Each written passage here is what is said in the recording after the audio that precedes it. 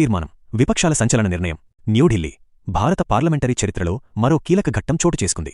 లోక్సభ స్పీకర్ను పదవి నుంచి తొలగించాలని డిమాండ్ చేస్తూ విపక్ష కూటమి అవిశ్వాస తీర్మానాన్ని నో కాన్ఫిడెన్స్ మోషన్ ప్రవేశపెట్టింది. సభలో ప్రజాస్వామ్య విలువలు కనుమరుగవుతున్నాయని, స్పీకర్ ఏకపక్షంగా వ్యవహరిస్తున్నారని ఆరోపిస్తూ ప్రతిపక్ష నేతలు ఈ నోటీసును అందించారు.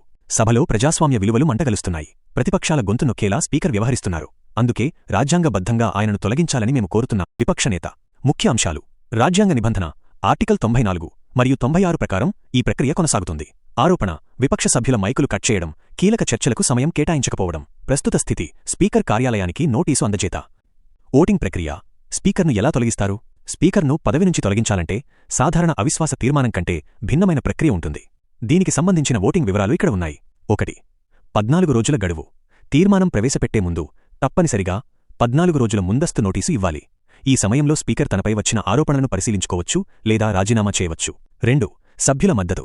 సభలో ఈ తీర్మానం చర్చకు రావాలంటే కనీసం 50 మంది సభ్యులు లేచి నిలబడి తమ మద్దతును తెలపాలి.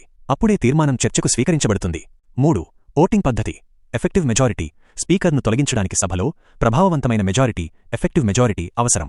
అంటే సభలోని మొత్తం సభ్యుల సంఖ్య నుండి ఖాళీగా ఉన్న స్థానాలను, వేకెన్సీస్ తీసివేయగా మిగిలిన సభ్యులలో 50% కంటే ఎక్కువ మంది తీర్మానానికి అనుకూలంగా ఓటు వేయాలి.